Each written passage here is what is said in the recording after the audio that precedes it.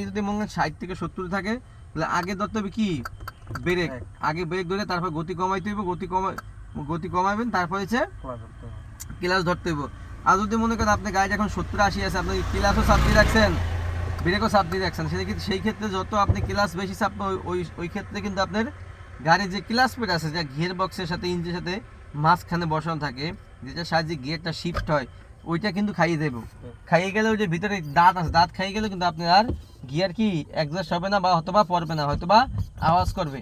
গেলে এটা হচ্ছে অ্যাক্সেলারেটরের কাজ কি? অ্যাক্সেলারেটরের কাজ হচ্ছে গাড়ির গতি বাড়ানো। ব্রেকের কাজ কি? ব্রেকের কাজ হচ্ছে গাড়ির গতি কমানো। ক্লাচের কাজ হচ্ছে কি?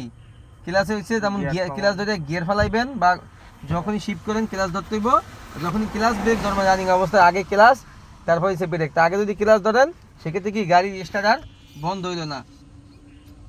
এটা হচ্ছে আপনার স্টিয়ারিং হুইল। এই স্টিয়ারিং হুইলের কাজ কি? স্টিয়ারিং হুইলের কাজ হচ্ছে সামনে দুই চাকা কি সোজা রাখা। এই চাকার মাপটা কীভাবে বুঝবেন? এই গ্লাসের কোনো ডাইন সাইডে, ওই গ্লাসের কোনো হচ্ছে কি বাম সাইডে, ডান সাইডে বাম সাইডে সামনে যে চাকা